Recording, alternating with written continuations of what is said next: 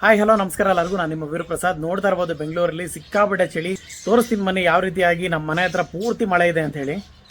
So ನೋಡ್ತಾ ಇರ್ಬೋದು ಇವಾಗ ಬೆಳಗ್ಗೆ ಬಂದಿರುವಂಥ ಮಳೆ ಇದು ಫುಲ್ಲು ಒಂಥರ ಮಂಜು ಮಳೆ ಎಲ್ಲ ಮಿಕ್ಸ್ ಆಗಿ ಬಂದಿರೋದು. ಅಷ್ಟು ಕೋಲ್ಡ್ ಇದೆ.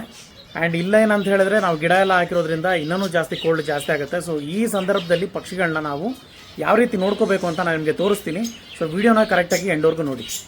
ಸೊ ಮೊದಲಿಗೆ ನೀವು ನೋಡ್ತಾ ಇರ್ಬೋದು ಹೊರಗಡೆ ಇರೋ ಪಕ್ಷಿಗಳು ನಿಮ್ಮ ಮನೇಲಿ ಏನಾದರೂ ಹೊರಗಡೆ ನೀವೇನಾದರೂ ಪಕ್ಷಿಗಳನ್ನ ಇಡ್ತಿದ್ದೀರಾ, ನಿಮಗೆ ಪ್ರಾವಿಷನ್ ಇಲ್ಲ ಮನೆ ಒಳಗಡೆ ಅಂತಂದಾಗ ಕೇಜನ್ನು ಈ ರೀತಿಯಾಗಿ ಸೆಟ್ ಮಾಡಬೇಕು. ಕೇಜನ್ನು ಕಂಪ್ಲೀಟಾಗಿ 3 ಕಡೆನೂ ಕವರ್ ಮಾಡಬೇಕು. ಅದು ಕೂಡ ಈಚೆ ಅಂದರೆ ಪೂರ್ತಿ ಕ್ಲೋಸ್ ಆಗುತ್ತೆ. ರಾತ್ರಿ ಹೊತ್ತು ಪೂರ್ತಿ ಕ್ಲೋಸ್ ಮಾಡಿರ್ತೀನಿ ಅದನ್ನು. ಆ್ಯಂಡ್ ಇದರ ಒಳಗಡೆ ಬಂದು 40 ವಾಟ್ಸ್ ಒಂದು ಬಲ್ಬ್ ಹಾಕಿರಬೇಕು. ಈ ಬಲ್ಬ್ ಏನಪ್ಪ ಮಾಡುತ್ತೆ ಅಂತಂದರೆ ಹೀಟ್ ಜನರೇಟ್ ಮಾಡುತ್ತೆ. ನೋಡ್ತಾ ಇರೋದು ಪಕ್ಷಿಗಳು ಆ ಬಲ್ಪಿನ ಹೀಟ್ಗೆ ಅದರ ಹತ್ರನೇ ಬಂದು ಕುತ್ಕೊಳ್ತವೆ. ಓಕೆನಾ? ಸೊ ಈ ರೀತಿ ಇದು ಮೊದಲನೇ ಮೆಥಡ್ ಇದು. ಆ್ಯಂಡ್ ನಮ್ಮಲ್ಲಿ ಕೆಲವೊಂದು ಟೇಮ್ಡ್ ಬರ್ಡ್ಸ್ ಇದೆ, ಅದನ್ನು ನಾವು ಈ ಒಂದು ರೂಮ್ ಟೆಂಪರೇಚರಲ್ಲಿ ಮೇಂಟೈನ್ ಮಾಡ್ತೀವಿ.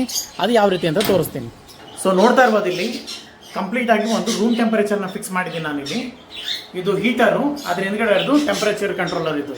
ಸೊ ಇದೇನಪ್ಪ ಮಾಡುತ್ತೆ ಅಂತಂದರೆ ಇಲ್ಲಿ ನಾವು ಟೆಂಪರೇಚರ್ ಸೆಟ್ ಮಾಡಿರ್ತೀವಿ. ಈ ಟೆಂಪರೇಚರ್ ಸೆಟ್ ಮಾಡೋದನ್ನ ಇಲ್ಲಿಗೆ ಕಮಾಂಡ್ ಕಳಿಸುತ್ತದು. ಸೊ 31 ಇಟ್ಟಿದ್ದೀನಿ ನಾನು ರೂಮ್ ಟೆಂಪರೇಚರ್ ಮೇಂಟೈನ್ ಆಗಬೇಕು ಅಂತ. ಈಗ 29 ಇದೆ, ಹಾಗಾಗಿ ಇದು ರನ್ನಿಂಗಲ್ಲಿದೆ. ಅದು 31 ಬಂದ ತಕ್ಷಣ ಅದು ಆಟೋಮೆಟಿಕ್ಕಾಗಿ ಆಟೋ ಕಟ್ ಆಫ್ ಆಗುತ್ತೆ. ಅದನ್ನು ಸೆನ್ಸರು ಸೆನ್ಸ್ ಮಾಡ್ತಿರುತ್ತೆ ಈ ಥರ. ಸೊ ಪಕ್ಷಿಗಳಿಗೆ ಏನೇ ಆದರೂ ಕೂಡ ಅಫೆಕ್ಟ್ ಆಗೋದು ಕೋಲ್ಡಲ್ಲಿ ಮಾತ್ರ. ಸೊ ಹಾಗಾಗಿ ಆ ಒಂದು ಟೆಂಪರೇಚರ್ನ ಪ್ರಾಪರಾಗಿ ನೀವು ಮೇಂಟೈನ್ ಮಾಡಿಕೊಂಡ್ರೆ ಸಾಕು.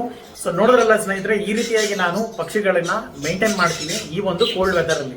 ಸೊ ನೀವು ಕೂಡ ಇದೇ ರೀತಿಯಾಗಿ ಪಕ್ಷಿಗಳನ್ನ ಮೇಂಟೈನ್ ಮಾಡಬೇಕು. ನೀವು ವಿಡಿಯೋಗೆ ಮುಗಿಸ್ತಾ ಇದ್ದೀನಿ. ಧನ್ಯವಾದಗಳು ಸ್ನೇಹಿತರೆ, ಶುಭ ದಿನ. Thank you.